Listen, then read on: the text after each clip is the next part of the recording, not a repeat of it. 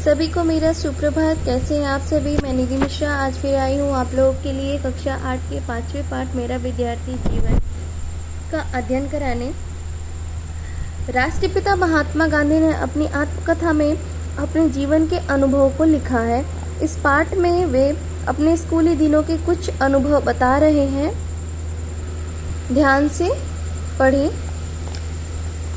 वे कहते हैं कि हाई स्कूल में मैं मूर्ख तो नहीं माना जाता था।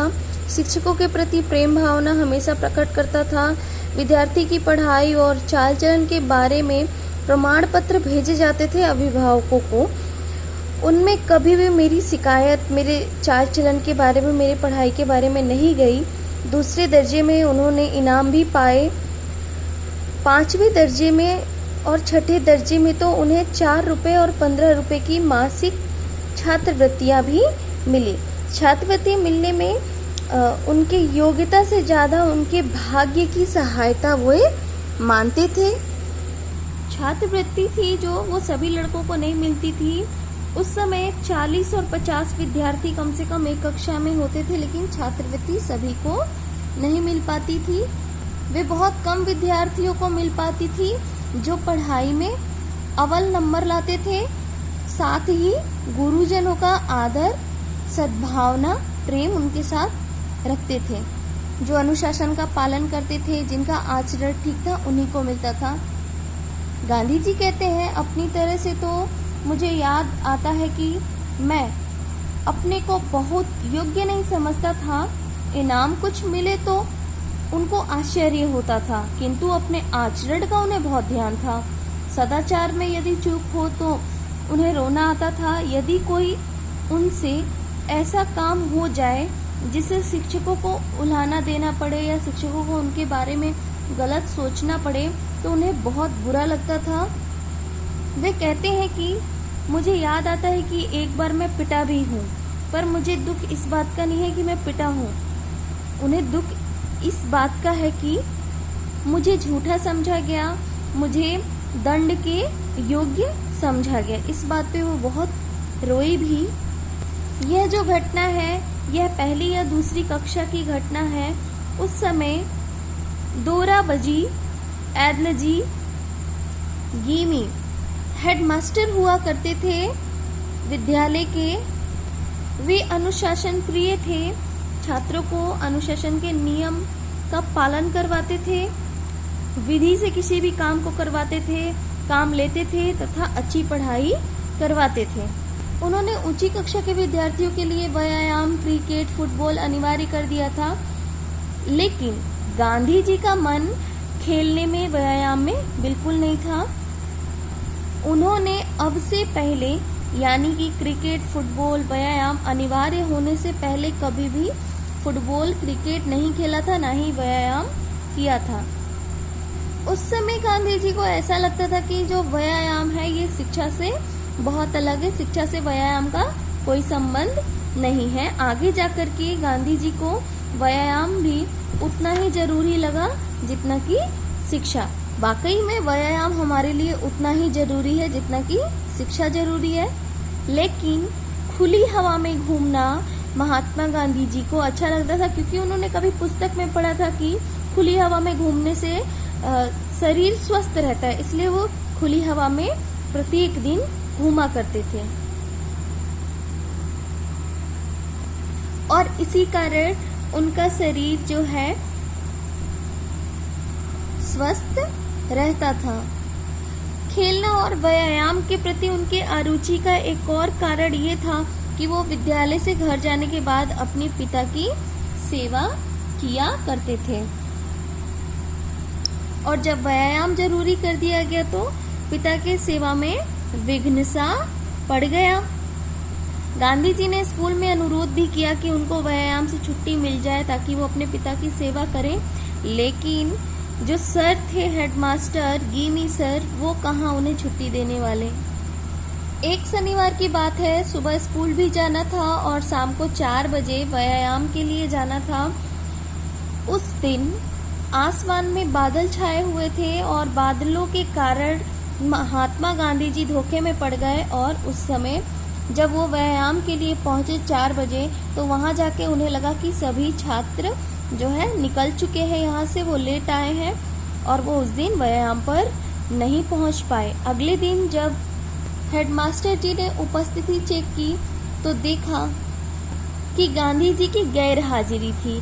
उन्होंने जब इसका कारण उनसे पूछा तो उन्होंने बताया, जो सच था वही बताया, कि बादलों के कारण उन्हें समय का पता नहीं चला, उनके घर में घड़ी नहीं थी, इसलिए उनका व्यायाम का क्लास छूट गया। हेडमास्टर जी ने उनके बात का भरोसा नहीं किया और उनकी पिटाई लगाई। इसके साथ ही उनके ऊपर 1-2 आने का जुर्माना लगाया गया। गांधी जी कहते हैं कि उन्हें याद है जुर्माना कुछ दिनों बाद माफ कर दिया गया, लेकिन उनको इस बात का बहुत बुरा लगा कि उन्होंने सच्चाई बताई, तब भी उनके बात का भरोसा नहीं किया गया और वे शंका में पड़ गए कि सत्य नहीं बोलना चाहिए। कुछ समय बाद आखिरकार गांधी जी को व्यायाम से छुट्टी मिल गई, जब हेडमास्टर के पास उनके पिताजी का चिट्ठी पहुंचा कि वह व्यायाम से छुट्टी इसलिए चाहते हैं ताकि वो अपने पिताजी की सेवा कर सकें। लेकिन व्यायाम तो गांधी जी ने छोड़ दिया, लेकिन वे अपने घर के काम और खुली हवा में टहलना जो है जारी रखे हुए थे, जिससे उनका शरीर स्वस्थ तंदुरुस्त रहता था। लेकिन गांधी जी को ऐसा लगता था कि पढ़ाई में जो है सुलेख का कोई जरूरी नहीं है, राइटिंग अच्छी होनी, सुलेख अच्छा होना जरूरत नहीं है। और ये भूल जो है गांधी जी को आज तक सता रही है। इसकी सजा वो आज भी पा रहे हैं। जब उन्होंने दक्षिण अफ्रीका में जन्मे व वहाँ पढ़े लिखे युवकों की मोती की तरह जो है अक्षर देखे तो उन्हें बहुत लाज लगी, वो बहुत लजाए और पछताए। फिर उन्होंने अपनी सुलेख सुधारने की बहुत कोशिश भी की, लेकिन पक्के घड़े पे अब कैसे मिट्टी चढ़ने वाली, यानी अब जब बिगड़ गया है तो इतनी जल्दी कैसे सुलेख ठीक हो जाएगा। गांधी जी का मानना है कि सुलेख सही करने के लिए आलेखन बहुत जरूरी है और सुलेख की शिक्षा भी बहुत जरूरी है। यदि आपका आलेखन सही रहता है तो आप भी अक्षरों को मोती की तरह लिख सकते हैं। गांधी जी को संस्कृत विषय रेखा गणित से भी बहुत टफ लगता था, क्योंकि रेखा गणित में कुछ उनको ऐसा खास नहीं लगता था कि याद करना पड़े, रटना पड़े, लेकिन संस्कृत में उन्हें लगता था कि सब कुछ रटने का ही काम है। हालांकि संस्कृत के टीचर बहुत सरल स्वभाव के थे, लेकिन उनसे गांधी जी से संस्कृत सही से नहीं याद हो पाती थी। इसी कारण उन्होंने संस्कृत की क्लास छोड़ दी और उन्होंने देखा कि फारसी के जो अध्यापक हैं, शिक्षक हैं, वो बच्चे छात्र जितना भी याद कर लेते हैं उतने में ही काम चला लेते हैं, तो वो फारसी की क्लासेस लेने लगे। एक दिन कृष्ण शंकर संस्कृत के अध्यापक ने देखा कि गांधी जी संस्कृत की कक्षा छोड़ दे रहे हैं, तो उन्होंने उन्हें समझाया कि धर्म की भाषा तुम नहीं पढ़ना चाहते, तुमको जो कठिनाई होती है मुझे बताओ, मैं तुम्हारी मदद करूंगा, तुम्हारी हेल्प करूंगा, आगे चल के संस्कृत से ही तुम्हें रस की घूंटें मिलेंगी। और गांधी जी उनकी बात को इनकार ना कर पाए और संस्कृत की कक्षा लेने लगे। आगे चल के गांधी जी ने संस्कृत की पढ़ाई शुरू कर दी और कुछ सीख गए। गांधी जी अब अपने मास्टर कृष्ण शंकर का उपकार मानते हैं कि उन्होंने उन्हें सही राह दिखाई और संस्कृत का पाठ, संस्कृत पढ़ने के प्रति उनको आगे बढ़ने का साहस दिया। गांधी जी का मानना है कि उच्च शिक्षा में मातृभाषा के उपरांत राष्ट्रीय भाषा हिंदी, संस्कृत, फारसी, अरबी और अंग्रेजी के लिए भी स्थान होनी चाहिए।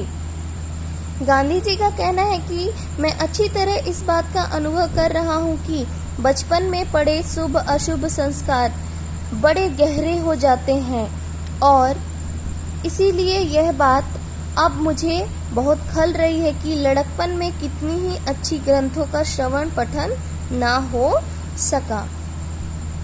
उम्मीद है आप सभी को चैप्टर समझ में आया होगा। अगर चैप्टर में आपको कुछ समझ में नहीं आता तो आप मुझसे पूछ सकते हैं। Thank you, have a nice day.